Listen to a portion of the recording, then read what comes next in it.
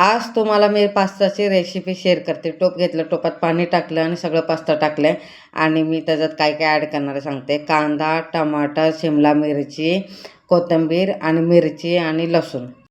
Pasta चांगलं boil झालं आहे आणि आता गाळून घेते पाणी त्याचं. हे बघा, ह्याच्यात गाळून घेते आणि कढई ठेवली. कढईत तेल टाकून घेते. जिरं आणि लसूण आणि मिरची टाकून घेते. त्याच्यानंतर कांदा, टमाटर आणि शिमला मिरची पण सगळं टाकून घेते आणि फ्राय करून घेते छानपैकी. ते चांगलं शिजले. त्याच्यात बघा जिरा पावडर टाकून घेते आणि हळद, धना पावडर, लाल मसाला म्हणजे मिरची पावडर टाकते, मसाला नाही टाकत. आणि वरतून पास्ता टाकते आणि पास्ता मसाला टाकून आणि कोथिंबीर टाकून घेते आणि टमाटर सॉस हे बघा आणि एकजीव करून घेते मस्तपैकी. थोडंसं मीठ टाकून घेते आणि एकजीव करून घेते. तयार झाला माझा पास्ता. आणि कसं वाटलं कमेंटमध्ये सांगा. आवडला असेल तर लाईक, शेअर, सबस्क्राईब करा. सगळ्यांना श्री स्वामी